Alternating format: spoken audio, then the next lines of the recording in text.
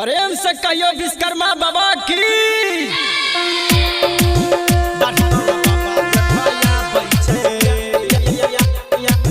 बाबा विश्वकर्मा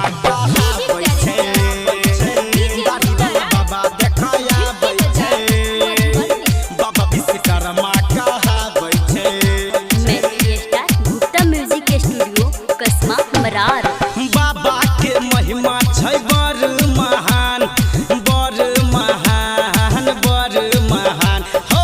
बाबा के महिमा छै बड़ महान बड़ महान बड़ महान। दाढ़ी वाला बाबा देखय आबै छै बाबा विश्वकर्मा कहाबै छै। दाढ़ी वाला बाबा देखय आबै छै बाबा विश्वकर्मा कहाबै छै। दाढ़ी वाला बाबा देखय आबै छै बाबा विश्वकर्मा कहाबै छै। दाढ़ी वाला बाबा देखय आबै छै बाबा विश्वकर्मा कहाबै छै। हुनके दया से दुनिया चलै गाड़ी घोड़ा हो चलै गाड़ी घोड़ा हो। उनके दया से दुनिया चलै गाड़ी घोड़ा हो। हाथ कमंडल लके टेंगारी आरु चलै हथौड़ा हो।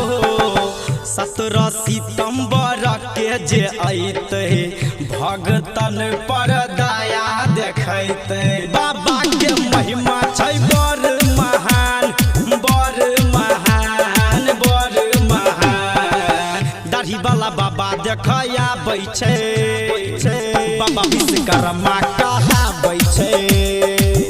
दाढ़ी वाला बाबा देखय आबै छै बाबा विश्वकर्मा कहाबै छै। दाढ़ी वाला बाबा देखय आबै छै बाबा विश्वकर्मा कहाबै छै।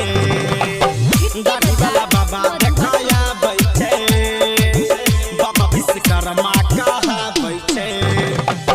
मन के सपना पूरा करतै जग के बड़का विधाता छै बड़का विधाता छै हो।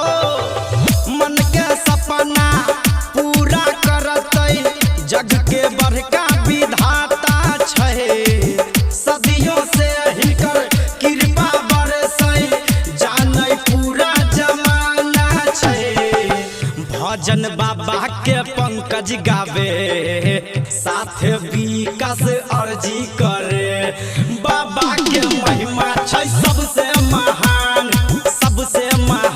हो सबसे महान। दाढ़ी वाला बाबा देखय आबै छै बाबा विश्वकर्मा कहाबै छै।